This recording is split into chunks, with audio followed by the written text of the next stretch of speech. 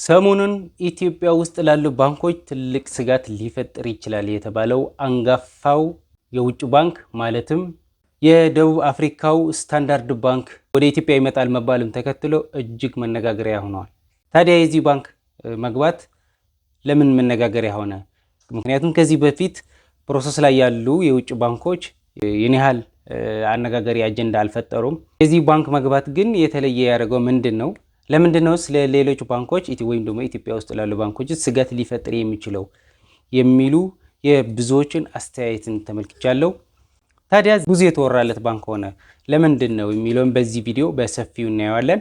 ይህንን ቪዲዮ ላይክ አድርጉት፣ እንዲሁም ሼር አድርጉት። ለቻናላችን አዲስ ከሆናችሁም ሰብስክራይብ እያደረጋችሁ እስከ መጨረሻ አብራችሁን ቆዩ። የዚህ ባንክ ይገባል መባሉን ተከትሎ ብዙ ሰው አስተያየት እየሰጠ ነው። አንዱን በስጋት አንዱን በበጎ ብዙ የተለያዩ ሀሳቦች እያየው ነው።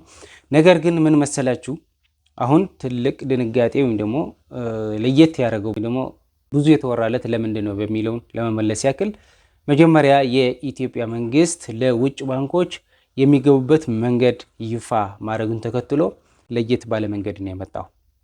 ምክንያቱም ታስታውሱ ከሆነ ምንድን ነው ብሔራዊ ባንክ ምን ብለዋል? የውጭ ባንኮች መግባት የሚችሉ አንደኛ እዚህ ቅርንጫፍ በመክፈት መጠቀም ይችላሉ። አንደኛ በቃ የውጭ ባንክ የሆነ ቅርንጫፍ መጥቶ እዚህ ቅርንጫፍ መክፈት ይችላል የሚል ነው። ሁለተኛው አማራጭ ምንድን ነው?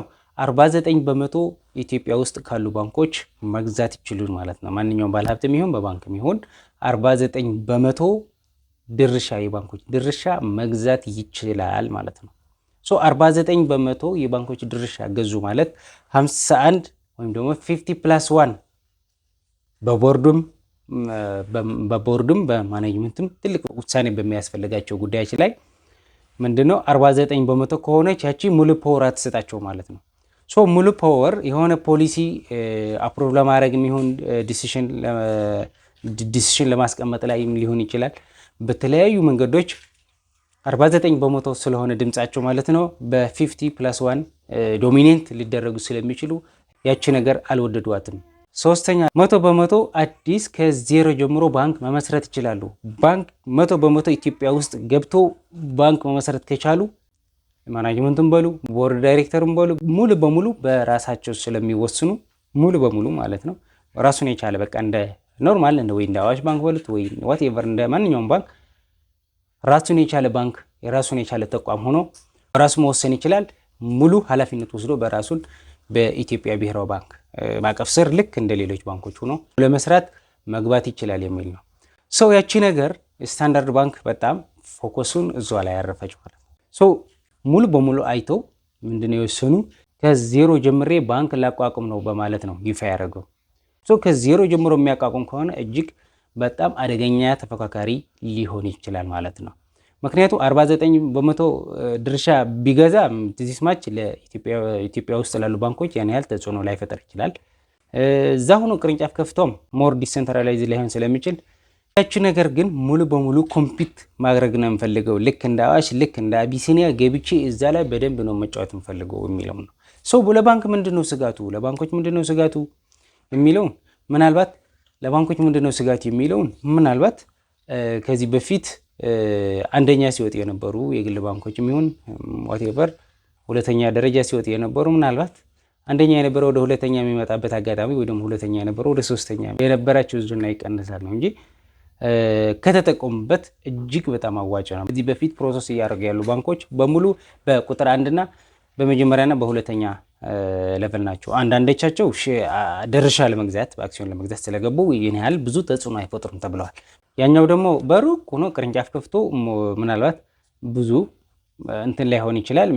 ኢትዮጵያ ውስጥ ገብቶ ኮምፒት ለማድረግ የኢትዮጵያ ባንኮች በየአካባቢው ቅርንጫፍ አላቸው። በየአካባቢው ቅርንጫፍ ለመክፈት ምናልባት ሊያስቸግራቸው ይችላል። ከቁጥጥሩ ከማናጅመንቱ ጀምሮ ትንሽ አስቸጋሪ ቻሌንጅ ሊፈጥርባቸው ይችላል ማለት ነው። ስለዚህ ይሄ ባንክ ወይም ደግሞ ስታንቢንግ ባንክ ነው የሚባለው የስታንዳርድ ባንክ ግሩፕ ነው፣ ግን ኢትዮጵያ ውስጥ ለመምጣት ያሰበው ስታንዳርድ ባንክ በሚል ነው። ይህ ባንክ ምን አለ? የሳፋሪኮምን ትልቅ ምሳሌ በመውሰድ ወይ ደግሞ እንደ ሮል ሞዴል በመውሰድ አዲስ ባንክ ነው ለማቋቋመው ብለዋል። አሁን ከፍተኛ ሚና የነበራቸው በባንክ ኢንዱስትሪው ላይ በጣም ተጽዕኖ የሚፈጥሩ ባንኮች ምናልባት ያ ተጽዕኖውን ወይ ደግሞ ዝናቸው ሊነጠቁ ይችላሉ የሚል ነው። ይህንን ነገር እንደ በጎ ነገር ቢያዩት፣ ምክንያቱም ጥሩ ተፎካካሪ ከሆነ ሌሎችም የሱ አርአያ እንዲከተሉ በቴክኖሎጂም በምንም ጥሩ ኤግዛምፕል ወይም ደግሞ ጥሩ ምሳሌ ሊሆን ይችላል። ለባንኮች ስጋት ሊሆን አይችልም። ኤክስፒሪየንስ ግን ሼር መደራረግ ሊኖር ይችላል ማለት ነው። በዚህ ነው መነጋገሪያ የሆነው። ከዜሮ ላቋቁም ነው መባል ነው ዋናው መነጋገሪያ የሆነው። ከዜሮ መቋቋሙ ዚስማች ብዙ ችግር የሚፈጥር አይደለም። የዝና አይደለም ጉዳዩ፣ ምክንያቱም የዓላማ ጉዳይ መሆን አለበት። አንደኛ ወጣ፣ ሁለተኛ ወጣ፣ አንዳንዴ ጎልህ ምን ያህል ነበረ በሚል ቢስተካከል ባይ ነኝ። አብራችሁን ስለቆያችሁ ከልብ አመሰግናለሁ። በቀጣይ በእንደዚህ አይነት ቪዲዮ እንገናኛለን። ይህንን ቪዲዮ ላይክ አድርጉት፣ እንዲሁም ለቻናላችን አዲስ ከሆናችሁ ሰብስክራይብ አድርጉት። አመሰግናለሁ።